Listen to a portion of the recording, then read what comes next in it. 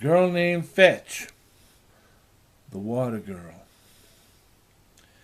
6-year-old Matanga Malanga Batana was the water girl. And with a chain that stretched all the way from the front steps to the well, she could fill the water buckets at the well and carry them to the front step whenever the kitchen ma would bring out a bucket.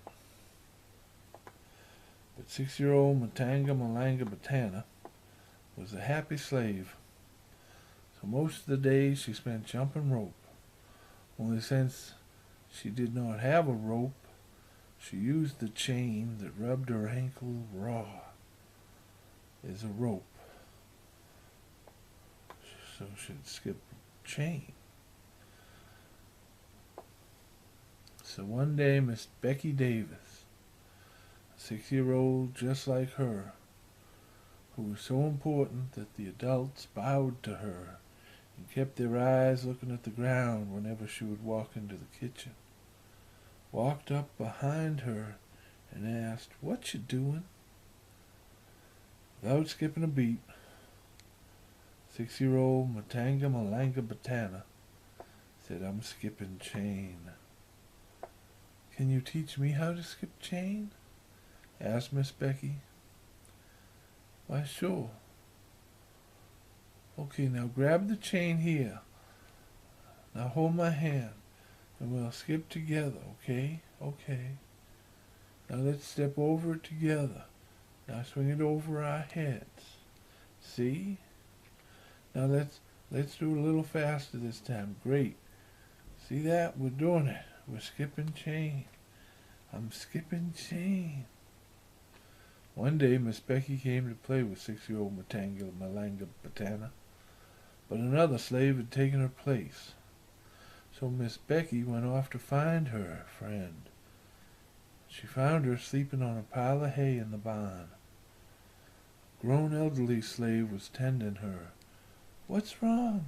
asked Miss Becky, and the grown slave pointed to 6-year-old Matanga Malanga Batana's ankle and said, "The whipmaster says that it's infected, that we need to wash it out with water and hopefully she'll live."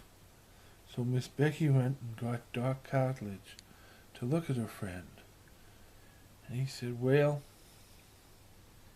if she were a white woman, I would recommend sawing off her leg at the knee before the infection spreads throughout her constitution.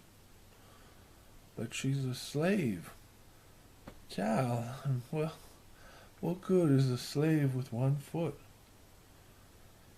It didn't make any sense to him, none at all. So the doctor walked off, mumbling to himself, and 6-year-old Matanga Malanga Batana, who had been awake the whole time but had kept her eyes closed, reached out and held Miss Becky's hand. "Hello. Hello. Have you been practicing?" 6-year-old Matanga Malanga Batana said. "Yes, Miss Becky." "Well, let's see now. Pretend you have the chain and show me how you skip chain." So Miss Becky jumped imaginary chain for 6-year-old Matanga Malanga Batana, and they laughed and laughed, and Miss Becky forgot how scared she was for her friend. She was her first true friend. Miss Becky would visit her friend whenever she could. And one day she asked her, "Oh, Matanga Malanga Batana, how can you be so happy all the time? I'd be so mad. What I'd do."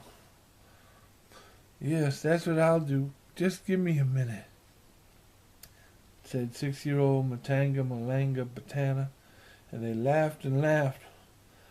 "Why aren't you angry?" asked Miss Becky. "I don't know. I just choose to see the good in people and in everything. I enjoy being happy a lot more than I enjoy being angry." Sitting on that pile of hay, Miss Becky would listen to 6-year-old Matanga, Malanga, Patana talk about these adventures that they'd go on when she was better. And then when Matanga was no longer strong enough to tell her the tales herself, Miss Becky took over and would retell the stories Matanga, Malanga, Batana had told her. 6-year-old Matanga, Malanga, Batana would listen.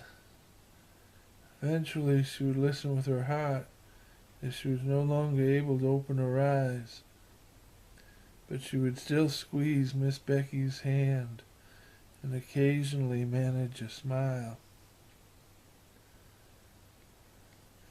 Matanga's ankle did not get better.